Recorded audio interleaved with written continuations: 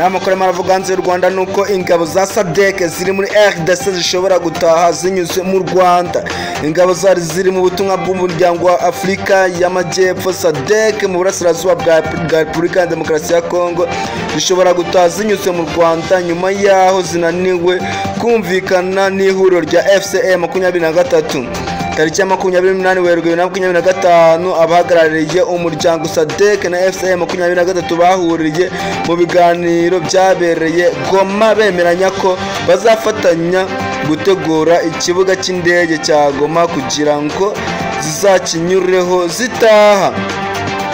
Nk'uko bigaragara mu masezerano impande zombi zashyizeho umukono, FCM 23 yari yemereye ingabo za SADC gutahana intwaro zazo ariko zigasiga iz'igisirikare cya RDC.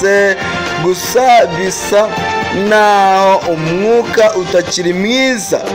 Urubuga Defense Web rwatangaje ko tariki ya 11 Mata umugaba mukuru w'ingabo za Afrika y'Epfo, Tanzania na Malawi, ibihugu bifite ingabo mu burasirazuba bwa RDC, bahuriye mu nama i Dar es Salaam.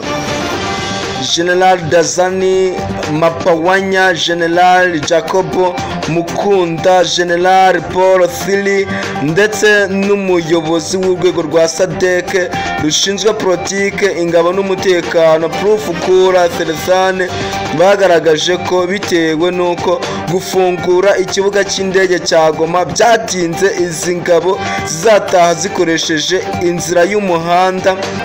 Prof Therezane witabiriye ibiganiro byahuje SADC na FCM 23 n'abagaba bakuru bemeranyije ko amahitamo ari uko izi ngabo zizanyura mu muhanda wa Goma Rubavu zikomereze mu karere ka Chato muri Tanzania.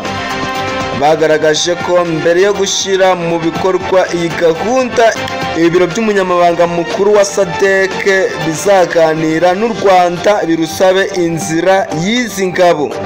Mu ijoro rya tariki ya 11 rishyira irya 12 Mata, ingabo za RDC, umutwe w'iterabwoba wa FDLR n'imitwe ya Wazalendo byagabwe ibitero mu burengerazuba bw'umujyi wa Goma birimo Mugunga, Keshoro na Lekvet. Umuvugizi wa FCM 23 Lawrence Kanyuka yatangaje ko ingabo za SADC zashyigikiye ibi bitero, asobanura ko byari bigamije gufata umujyi wa Goma.